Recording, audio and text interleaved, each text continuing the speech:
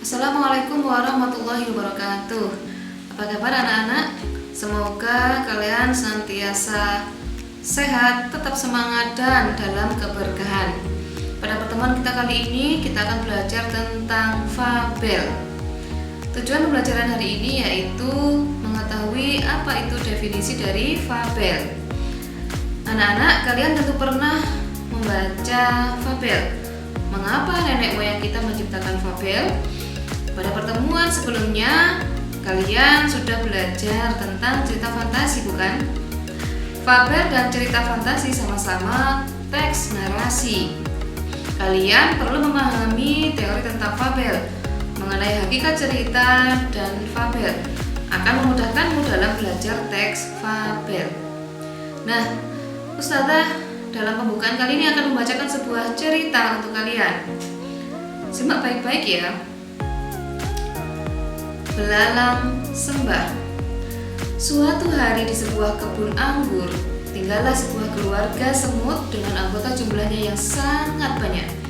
Semut ini membuat sarangnya dari daun-daun, lalu mereka tempel menggunakan cairan seperti lem yang mereka keluarkan dari mulutnya. Para semut melihat bahwa musim gugur akan segera berlalu dan akan segera datang musim dingin yang cukup panjang. Ketika musim dingin, makanan akan selalu sangat sulit untuk didapatkan.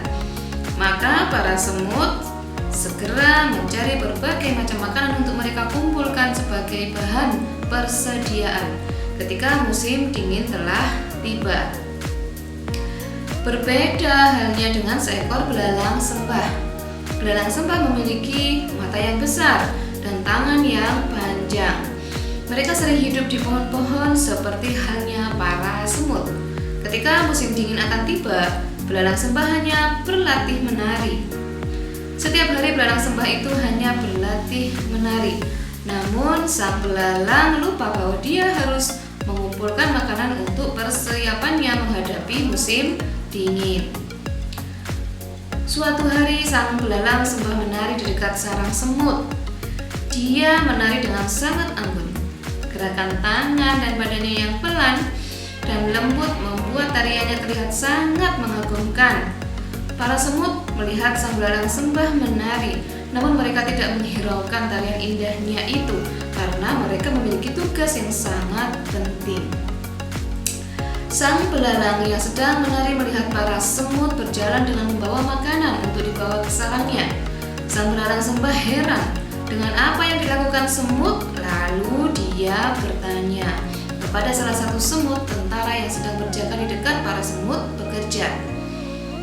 Kenapa kalian membawa makanan yang sangat banyak itu masuk ke dalam sarang kalian? Sang semut menjawab, kami melakukannya agar kami tidak kelaparan saat musim dingin tiba. Lalu sang belalang kaget. Musim dingin? Kata sang belalang sembah dengan kagetnya. Kan masih lama.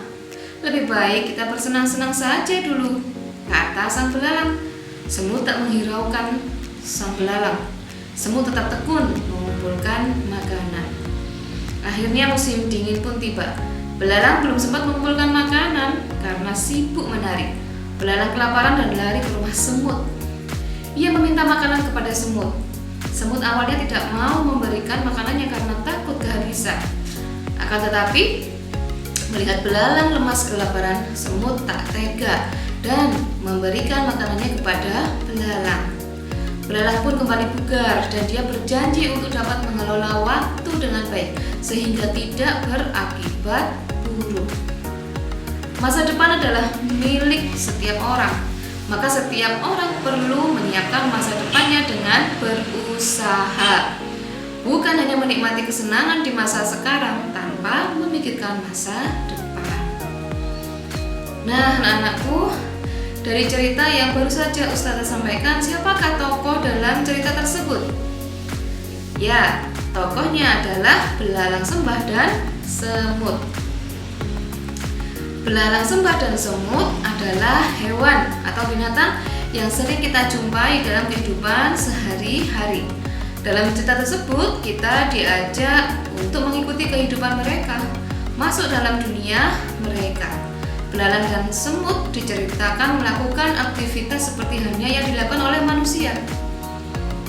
Belalang diceritakan suka menari, semut diceritakan rajin bekerja mengumpulkan makanan.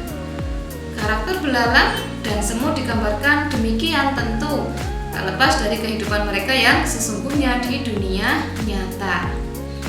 Belalang memang suka bergerak-gerak, mungkin juga kadang mengeluarkan suara atau bunyi-bunyian sehingga digambarkan seolah suka menari. Sedangkan semut, kita tahu bahwa semut adalah hewan yang rajin, suka gotong royong dalam mencari makanan, sehingga digambarkan sebagai sosok yang senang bekerja keras. Nah, selain mendengar cerita tentang belalang, sembah, dan semut tadi, kalian pernah mendengar cerita hewan apa lagi? Coba diingat-ingat. Tentunya banyak cerita yang pernah kalian dengar, bukan? Ngomong-ngomong, cerita itu apa sih? Nah, cerita merupakan jenis teks narasi.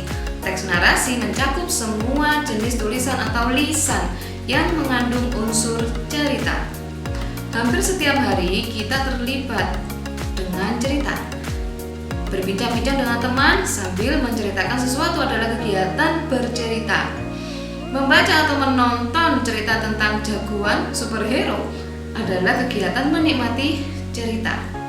Menghayal menjadi jagoan pembasmi kejahatan yang memiliki kehebatan luar biasa merupakan kegiatan merancang cerita. Kita sering mendengar cerita atau menonton cerita di televisi atau di media massa yang lain, atau menceritakan diri kita sendiri kepada orang lain. Saat berkumpul dengan teman-teman misalnya, hampir dipastikan kita mahir bercerita. Dengan kata lain, kita semua pernah menciptakan teks narasi dan menanggapi berbagai teks narasi. Saat kita menceritakan sebuah cerita berdasarkan pengalaman sendiri atau yang kita dengar dan lihat dari televisi, kita seringkali menceritakan dengan gaya yang berbeda dengan aslinya. Kita berupaya menceritakan dengan cara sebaik mungkin. Usaha tersebut dapat dilakukan dengan mengubah urutan cerita, memilih bahasa yang lebih menarik, dan menambahkan rincian agar cerita makin menarik. Nah, dari menyimak cerita tentang belalang, sembah, dan semut yang digambarkan berperilaku seperti manusia tadi, menurut kalian cerita tersebut dinamakan apa ya? Ya, cerita tersebut dinamakan fabel. Kalian pernah mendengar kata fabel sebelumnya? Fabel secara etimologis berasal dari bahasa Latin yaitu fabula.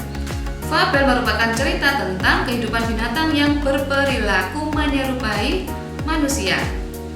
Fabel termasuk jenis cerita fiksi, bukan kisah tentang kehidupan nyata. Fabel sering disebut cerita moral karena pesan yang ada di dalam cerita fabel berkaitan erat dengan moral. Teks cerita fabel tidak hanya mengisahkan kehidupan binatang, tapi juga mengisahkan kehidupan manusia dengan segala karakternya. Binatang-binatang yang ada pada cerita fabel memiliki karakter seperti manusia. Karakter mereka ada yang baik, ada juga yang tidak baik. Mereka punya sifat jujur, sopan, pintar, dan senang bersahabat, serta melakukan perbuatan terpuji.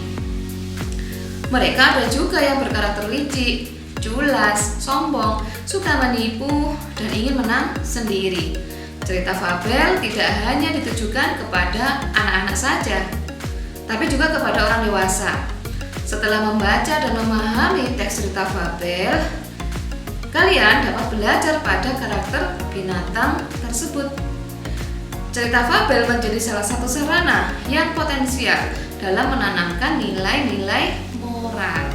Kita dapat belajar dan mencontoh karakter-karakter yang baik dari binatang itu agar memiliki sifat-sifat terpuji. Nah, anak-anak, kalian setelah ini bisa mencoba mencari contoh-contoh teks fabel.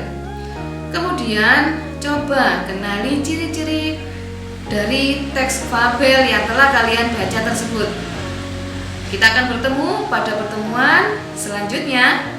Selamat belajar dan Ustazah akhiri. Wassalamualaikum warahmatullahi wabarakatuh.